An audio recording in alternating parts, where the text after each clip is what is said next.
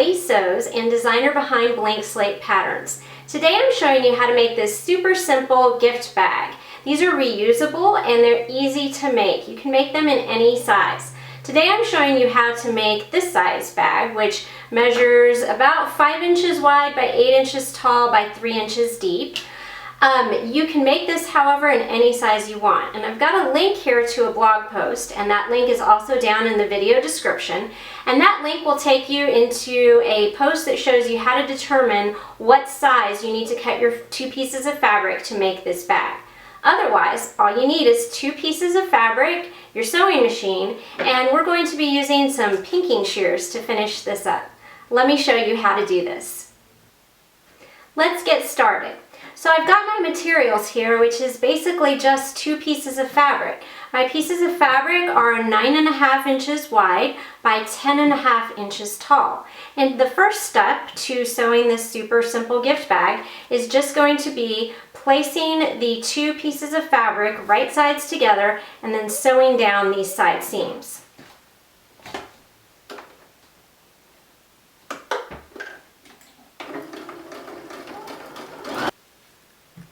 So I've sewn down the 2 side seams of my gift bag, and the next step is actually going to be to finish these seams, and I'm going to show you a super simple way to finish seams.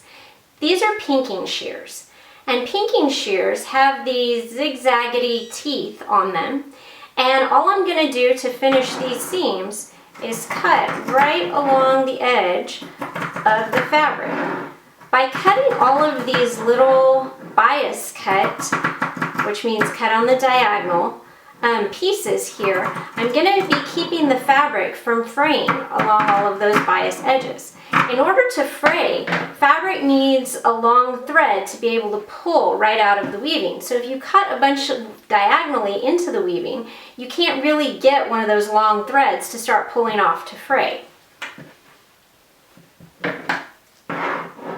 There are also such a thing as a pinking blade for a rotary cutter. So if you prefer that, you can also find a rotary cutter blade that it'll look kind of wavy actually. And when you use it to cut, it does the same thing as these scissors, where it cuts this little pointy edge that keeps the fabric from fraying. There we go.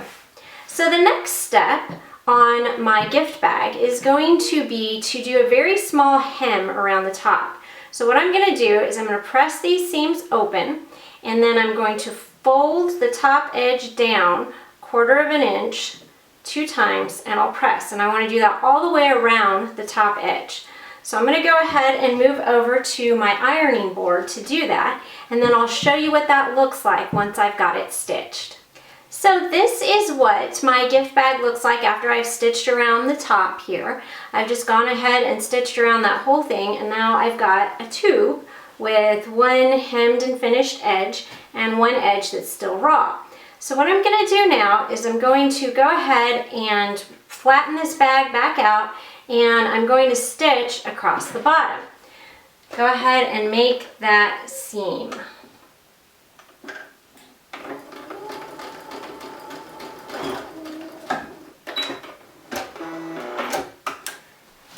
And just like I did with the side seams, I'm going to use my pinking shears to finish this bottom seam.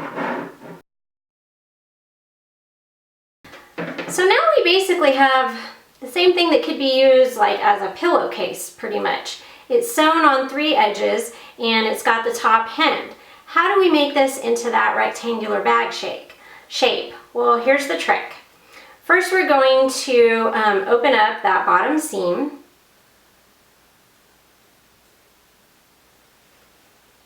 And then we're going to open the bag from the corners. And we want to match the side seam with the bottom seam. So the easiest way I've found to do that is I like to grab a big pin and I kind of poke it through and make sure it's poking through the same place in the seam.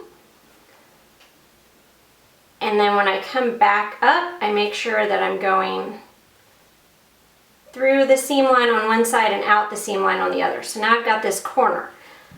Okay, so I want my bag to be 3 inches wide. So I've got this flat corner here that I've pinned now. And what I want to do is I want to mark the point where it is 3 inches wide. So that would be right there. And I am literally going to use a pencil. I would probably prefer some marking chalk if I had it within reach, but the pencil was handy. And I'm going to sew right across that line. I'm going to do the same thing on the other end where I pinch the bag open and I make sure those seams, the side seam and the bottom seam, are matched up and mark a 3-inch line. So I've got that corner all flattened out. I'll repeat the process. I want to make sure that I'm going 1.5 inches to each side of the seam line. Otherwise, I could possibly be marking this not square. So make sure I'm going 1.5 inches each way to get my 3-inch mark. And there we go, and I'll stitch across that. Let me show you what this looks like after I've stitched.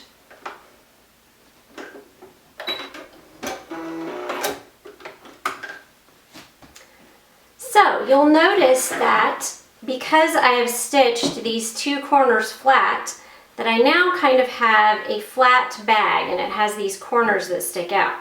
To get this to be a little more rectangular, what you would want to do is fold these corners in towards each other and then tack them to the seam allowance. You could do this with a hand sewing needle or with your machine, but you'll tack those right there. And then when you turn it right side out,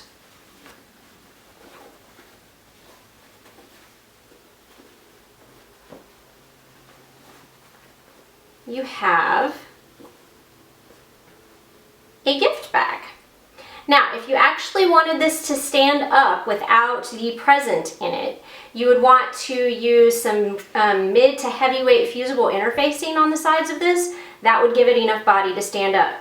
If you want the bottom to be a little flatter and not like sag out when you put something on it, you can cut a piece of cardboard to the size of the bottom, put that in, and that will help hold that. And then you can also, if you've ever noticed how gift bags get folded, the sides kind of get folded in like that. If you've ever looked at it like a paper sack, they get folded in like that, and then that makes it also more rectangular. You can fold it to hold whatever you're holding. You can put buttonholes on both sides and then lace something through it. You could sew ribbon onto it for handles. There are lots of different options that you could do, but this is the basic construction of a gift bag.